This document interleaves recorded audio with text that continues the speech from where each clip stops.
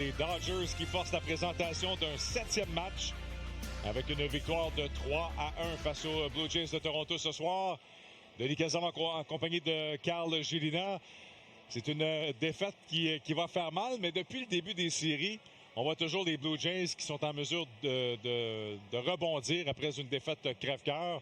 Mais les chances ratées dans les dernières manches, c'est un peu l'histoire du match. À partir de la 6e, on avait constamment des occasions. Oui, souvent, il y avait 2 retraits, mais tout de même, on aurait pu en profiter. Une ou 2 fois, on aurait eu un match complètement différent. Puis, on avait le meilleur scénario. Là. Oui. À la fin, un gars au deuxième, un gars au 3e but, pas de retrait. On se retrouve bredouille et on force le 7e match. En 3 lancés, Tyler Glasnow s'amène.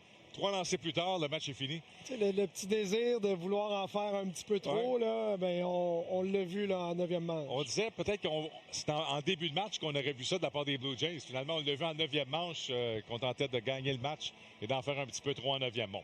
Recommençons au début, parce qu'on avait tout un duel de lanceurs entre Kevin Gausman et Yoshinobu Yamamoto. Si on parlait d'abord de Kevin Gausman, qui a commencé le match en force, lui, il a donné le ton. Dès la première manche, 3 retraits au bâton face à Ohtani, Smith et Freeman.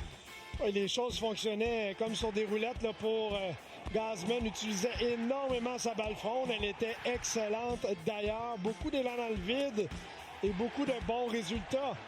Et plus le match avançait, mais là, plus au 2e tour, là, on a commencé à s'ajuster là, face à Gausman. Et c'est vraiment à partir de la 3e manche là, que les choses se sont gâtées un petit peu. Mais tu sais, quand même, dans l'ensemble, on regarde, on a vu ses statistiques, 6 manches de travail, 3 points mérités, 8 retraits au bâton. En première manche, 7 élans dans le vide. Après 2 manches, c'était 12 élans dans le vide. À un moment donné, il en avait 17. C'était quand même une des bonnes performances cette saison. Là. Sa balle fronde fonctionnait très bien. Mais finalement, c'est une mauvaise manche qui a fait la différence pour Kevin Gausman ce soir. Et c'était justement la 3e manche. Et ça, c'était après 2 retraits. Il y avait un coureur au 2e, 2 retraits. Shohei Ohtani se présente au bâton. Et on l'avait dit, là, c'était la bonne décision. Dès qu'on avait retiré Rojas, le 9e frappeur, il fallait absolument donner un but sur balle intentionnel à Ohtani. Et c'est ce qu'on a fait. Ouais, c'était la chose à faire, mais on devait quand même affronter Will Smith, là, qui est un petit peu la bête noire là, de Kevin Gausman dans cette série. Et encore une fois, Will Smith a eu le dessus sur Kevin Gausman. 2e tour au bâton, il s'est assis sur une balle fronde, a reçu la balle fronde, il lui a fait mal, a frappé un double au champ gauche. Ça a permis c'est Tommy Edman qui est au 2e coussin. Tommy Edman est venu marquer. Ensuite de ça, Ohtani est arrêté au 3e but. À ce moment-là, on avait un coureur au 2e et au 3e. On a lancé un petit peu alentour de Freddie Freeman dans le but de affronter Mookie Betts qui en arrache par les temps qui courent. Et là, Mookie Betts, lui, il s'est relevé et a frappé un coup sûr important qui a marqué 2 points à ce moment-là. Betts était 3 en 24 à ce moment-là depuis le début de la série. Aucun point produit. Alors, on dit, bon, on va prendre nos chances avec Mookie Betts. On l'a retiré depuis le début. On l'a retiré et Betts s'est retiré depuis le début de la série. Et finalement, le vétéran obtient un gros coup sûr, pour 2 points qui fait 3-0. C'était une belle présence là, de Mookie Betts. On a quand même bien lancé, mais on voyait que Mookie Betts commençait à pencher un petit peu vers l'extérieur. Là, on a voulu le défier à l'intérieur. On a eu une drôle de réaction de la part de Mookie Betts, alors qu'on voit les images. Et ça, le dernier lancé, c'était peut-être une balle rapide de trop au même endroit là, face à Mookie Betts, parce que le premier tir a mal paru. Ensuite de ça, a gaspillé une balle rapide haute. Et la 3e, a fait payer le prix à Kevin Gausman. Bon, si on parlait également maintenant du côté de Yamamoto. Yamamoto n'était pas aussi dominant que lors du premier match contre les Blue Jays. On a mis des coureurs sur les sentiers. A quand même été en mesure de lancer 6 manches, mais on était rendu à 96 lancés. Alors, il a limité les dégâts à un seul point. Et le seul point, c'est le vétéran George Springer, qui lui ne devait même pas jouer probablement pour le reste de la série. Il est inséré dans la formation partante et va chercher un gros coup sûr pour le point. Un genou en moins, un poignet magané, le dos barré, mais malgré tout, même les grimaces et l'inconfort, réussit quand même à frapper une balle glissante là, à 3 balles et 1 prise. En fait, c'est une balle rapide coupée, s'obstine pas avec le lancer et ensuite de ça, frappe la balle au champ posé pour un simple important. Ça, c'est la sortie de Yamamoto quand même. Seulement qu'un but sur balle, 6 retraits au bâton, 1 point mérité. C'est vraiment une belle sortie. Mais comme tu l'as mentionné, on avait un plan de match un peu mieux adapté. On s'est moins fait surprendre par sa magie ou, je veux dire, le fait qu'il était un petit peu imprévisible. A quand même lancé un fort match, mais on était meilleur face à Yamamoto ce soir. Et comme on le mentionnait, le seul point contre Yamamoto, c'était un double de Barger. Ce qui est intéressant, c'est que Barger, on le voit de plus en plus frapper la balle, même en 9e manche, frapper la balle avec puissance en flèche au champ opposé. Ces 2 doubles aujourd'hui, c'était des balles frappées au champ gauche. Oui, puis avec 2 prises en plus. Ouais. Je veux dire, il s'ajuste selon le compte. Il tente de faire du dommage sur des tirs qu'il est capable de tirer tôt dans le compte.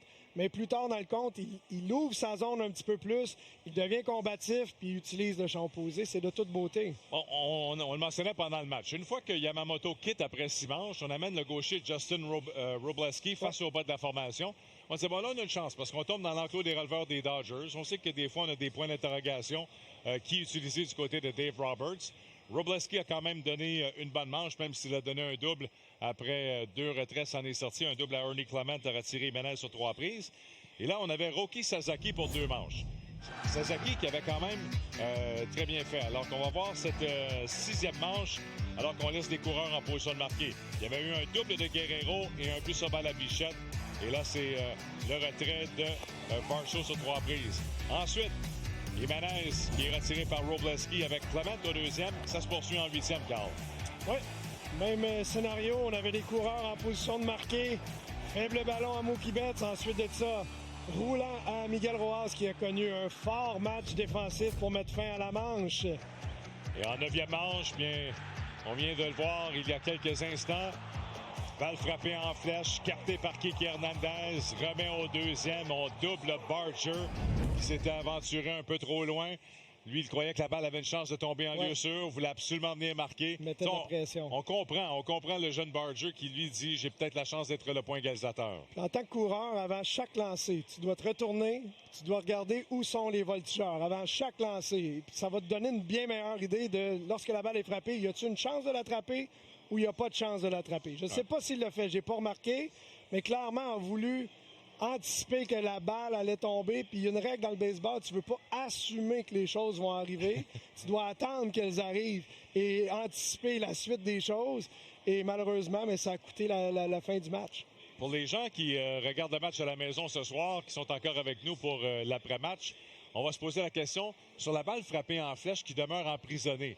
Si la balle avait continué, n'était pas demeurée emprisonnée, est-ce que ça aurait changé la manche, selon toi, la balle frappée en flèche par Barger? Si la balle ne reste pas emprisonnée, ça veut dire qu'elle rebondit contre la clôture, puis Justin Dean la récupère assez rapidement. Donc, j'ai pas l'impression que Strauss serait venu marquer à partir du premier coussin à ce moment-là, étant donné qu'on jouait quand même profondément au champ et que Justin Dean était quand même près de la balle à ce moment-là. Donc, je pense qu'on aurait eu la situation identique. Ouais. Un go 2, un go 3, pas de retrait. Une situation quand même le fun à avoir là, quand c'est ce qu'on pensait. Oui, exact.